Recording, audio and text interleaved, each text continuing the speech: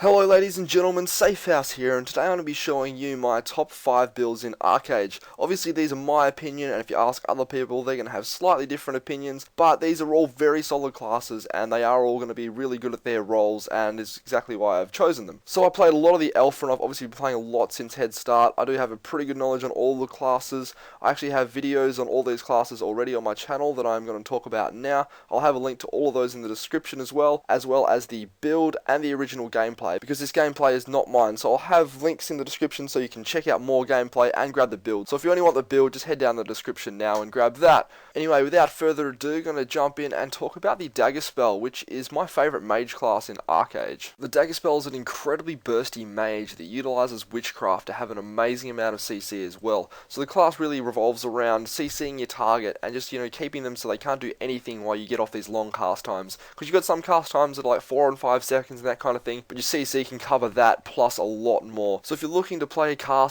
that mage type, this is definitely going to be the class for you. There are a few other variations, but this is definitely my favourite. Build and gameplay in the description. Next up we have the Primeval, which is the archer type class in ArcheAge, and it excels at 1 vs 1 and 1 vs many in PvP. It really is just an amazing kiting class. It has so many dashes and just blinks and just so much mobility that just allows the class to keep away from the opponent and just keep bursting them down with that long range that archers have. I have heard that there may be a nerf coming for the range with archers, but there's nothing set in stone yet, and I believe even after it would be a really strong class. Just at the moment they are really insane. You just can't get to them in a lot of different situations just because the range is so huge. The shortcomings of the Primeval is that it doesn't really have a lot of AoE damage. You can pick up a few skills in the archery tree that I don't necessarily pick up myself because I play it more as a PvP class.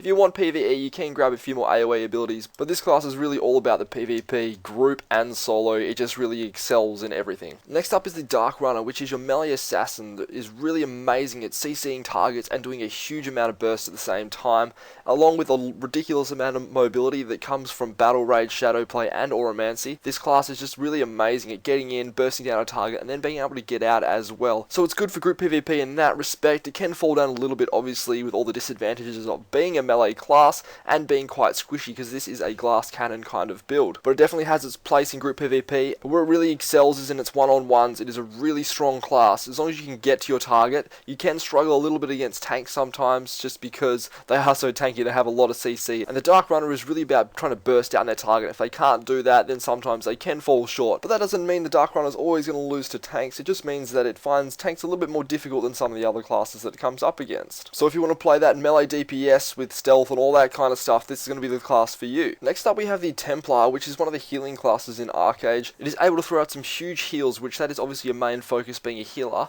but it also has a lot of points in the defense tree, so it is really tanky. It has the invincibility skill, which grants immunity to all damage for 12 seconds, so that is huge on a healer because you obviously get focused in groups and that kind of stuff because you are the one healing everyone and everyone wants to get you down first. So if that happens, you can just pop this skill and you can't take any damage for 12 seconds, which is a huge amount of time, and which is why I lent more to the Templar rather than the Hierophant. The Hierophant uses witchcraft instead of defense, which gives you more CC, but the defense obviously makes you a lot more tanky, and when you're getting focus anyway, and especially in group situations, it's just a lot more handy to be that super tanky character. Healers are a lot of fun in ArcheAge, so if you do plan on playing a healer, definitely give this one a try. It is a lot of fun being able to dish out so many heals and not being able to be killed at the same time. The downfall, as with most healers and tanks in MMOs, is they're slower to level and that kind of stuff. You can level as a DPS first and then switch over to the healer later on in the game once you hit level 50 generally, and then level up the tree because it's quite cheap and easy to change around in ArcheAge. There also isn't many healing weapons and that kind of stuff in the game at the moment for especially the earlier levels,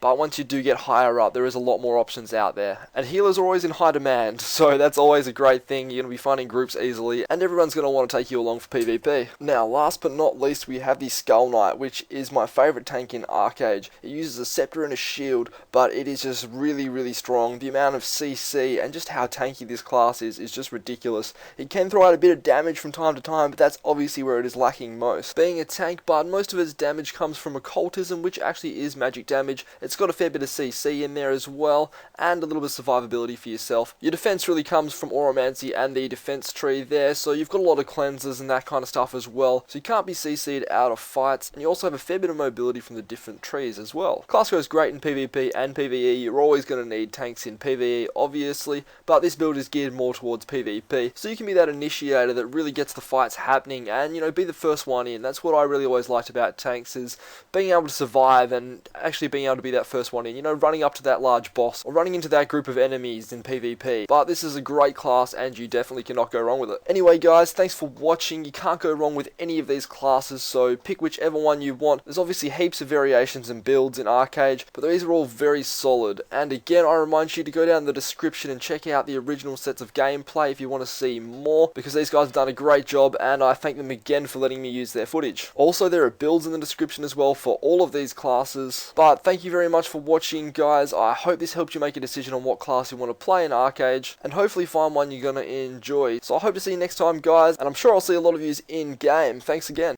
Thank you very much for watching, and if this video helped you out or you just enjoyed it, please smack that like button, or you can also subscribe to my channel for more videos similar to this one. Thanks guys.